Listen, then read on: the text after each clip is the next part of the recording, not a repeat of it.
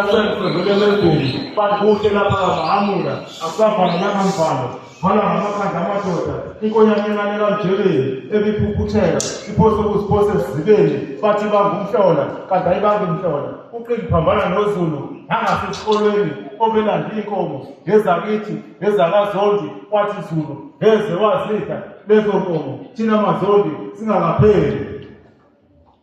kwela kaTetelegu uTetelegu yadlala umhlambi uvele bafasi basendlavini senze nanzipho zimnyama nangokuchwebana ukhwebana ngokusomhangu kandaba nijakusa akubankosi ugawuza kaphelepele umahogu yababa njengeshongwe uphibile imnyama aliphuzwanga umhlambi wezinkomo liphuza umhlambi wezinyamazana ugula lomkhwangu alethi besilazi inkomo likutshe usezinyamazana intabashana yonke nothukela engifike beyihlela ngaze ngayihlelezela hey we mama ongemama woza ngikwanke nangasemlonyeni khona uzothola ubunganganga uthole lalo ngandini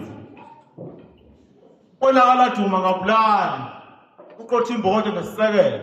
usikhaphukhaphu singamashoba ngawe izinkomo sibhengibhengi semzemkhulu ngiyasemanqulubeni muhle lo mthento ohlaba sahluka uhlabula hayi emantshaleni sangesihle sibhinqa uJojo kwaba kandawo asangamfanele sawunquma umkhazi nangamashungiyana umphuhlano ophuhla indawo ezimbili uphuhlisa ngimangele aphuhla koba amadoda sundukazi yakithi ethi ngakhuphula nekhobongwane isikuyodla amadosi idluswa abanyeki kwabakantshele weza nobhula kwabakangcobo wathi uqethuka kwabakamadlala wadla umkhishelwa kwabakazondi inkakane lakithi elimanqina mdaka libona onzambi umntakalungelela wathi khona ofeni laba bezothwala izidlodlo kwashiya bengasaphekile nanokupheka kwashiya sebepheke izinhlavana ngezikawatela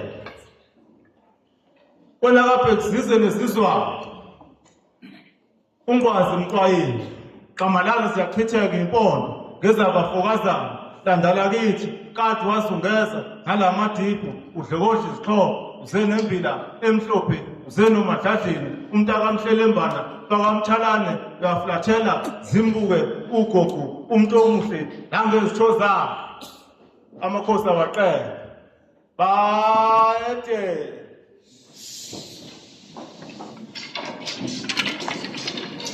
lalelani imfundisele uma sekuthiwa bayede asiqaleni phansi bayede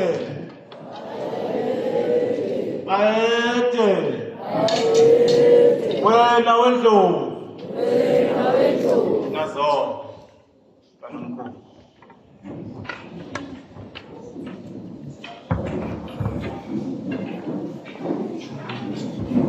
sesingahlala phansi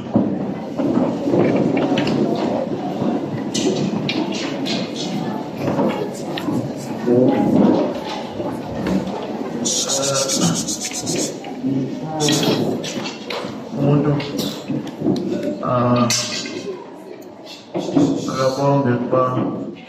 phathi kohlelo abingelele ama-stakeholders wonke esinawo babonile imisebenzi yoshanazi sebehambile abangoma siyababingelela abazali iy'nsizwa ey'khona bese ngibingelela kakhulu inkomiti nabahleli mashobana umuntu abingelele iy'nsizwa zesizwe esinazo namhlanje iy'khwezi isikhathini esesihambile akusekuningi esizokusho bese ukuthi nje nami ngingahambi ngingabingelelile kodwa nje kubingeleleni kwami umuntu uyafisa ukuthi adlulise ey'nganeni zethu lokhu ukuthi kuyinhlanhla kumina ukuba nethuba lokufunda ngoba imfundo enikuyona namhlanje imfundo yempilo yabona uma kukhona omncane kunawe kuningi wena okwaziyo yena angakwazi uma uthola ithuba-ke lokuthola abantu abadala kunawe bezokufundisa lokho kuzokwenza ukuthi usheshe uhlakaniphe. Isizwe sethu ngesikhathi sethu sino 12 years bese sihlakaniphile ingoba cishe abantu besihlala nabo ebebesenza sihlakaniphe. Uma ukhule nengcwele uyashesha na uba ingcwele udla ubhedu usheshe uqhatha abafana ukuze bakhulise. So ke umuntu ukuthi nje akanibongele ubonge nasemakhaya ukuthi ukwazi ukuba kule university yempilo ngoba enizokufunda la kuzonakha nje bamadoda nje nisebancane. Uma umuntu ebuka umsebenzi nikuba ngendlela kuba ngayo baningi ngaphandle abadala kakhulu kunani abangakwazi ukwenza lemwenzayo. Uma ubuka amagroup akhona esekwazi ukubongela labo hafu beyibongelo zamakhosi akithi siyakhomba ukuthi khona la siyakhona ngoba baningi ngaphandle abadala kunathi abangakwazi lokho. So ke umuntu dlulisa nje amagama kwi-team yonke nje esebenza nomsebenzi ihlangene ukuthi lo msebenzi wenziwayo mkhulu kakhulu and ubukeka kunezwe elisha elakhiwayo ngoba lo mndeni owakhiwa la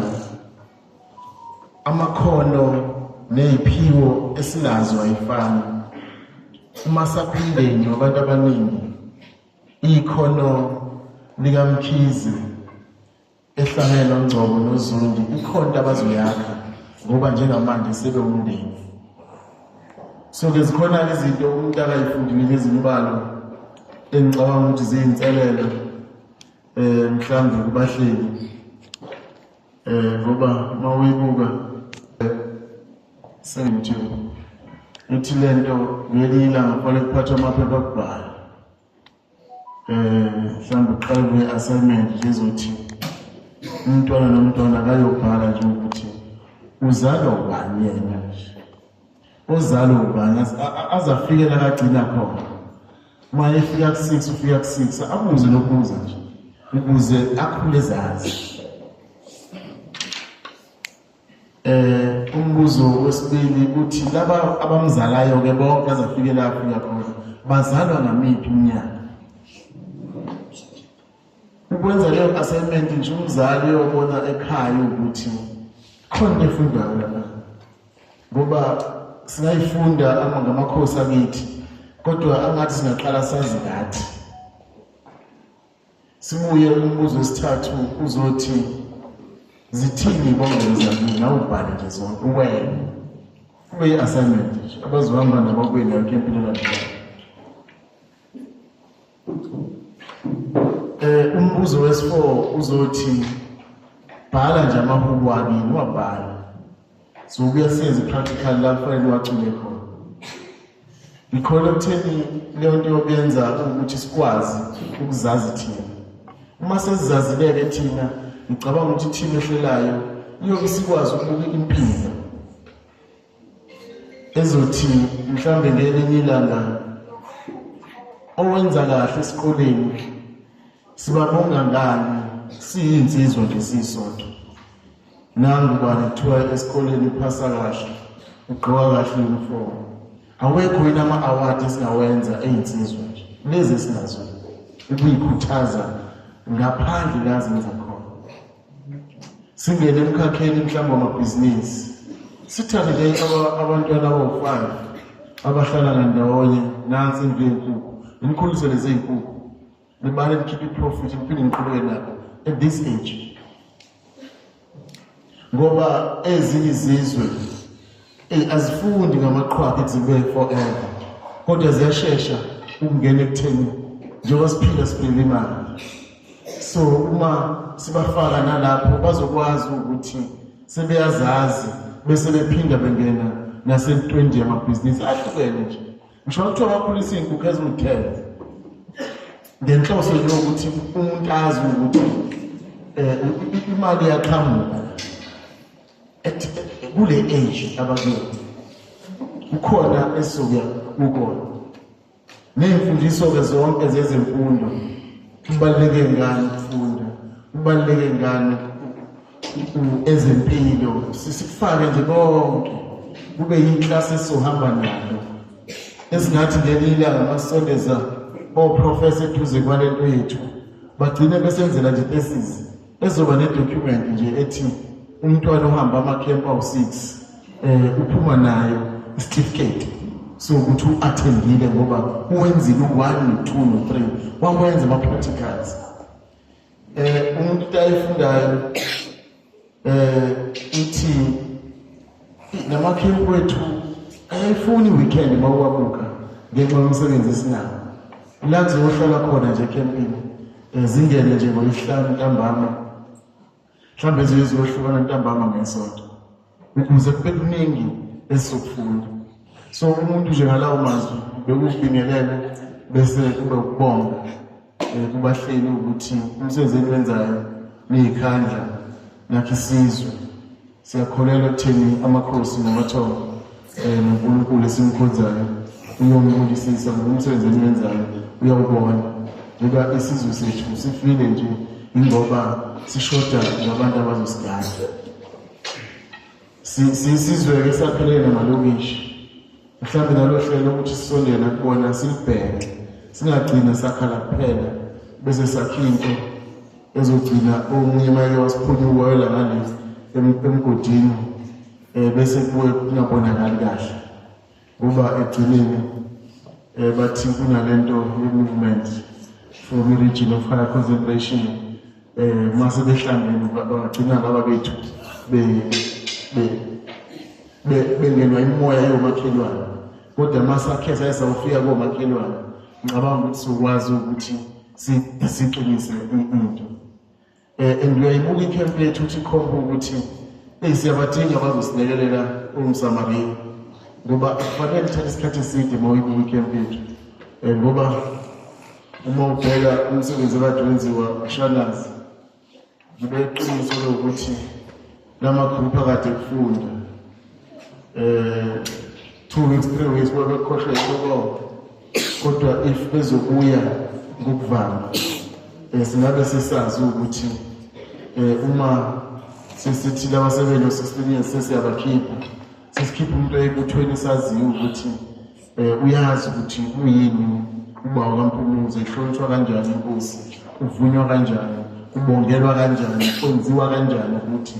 nje kufanele sibe sesikwenzile lokho ngalawo mazwi umuntu uthi nje uyabonga kakhulu siyathokoza.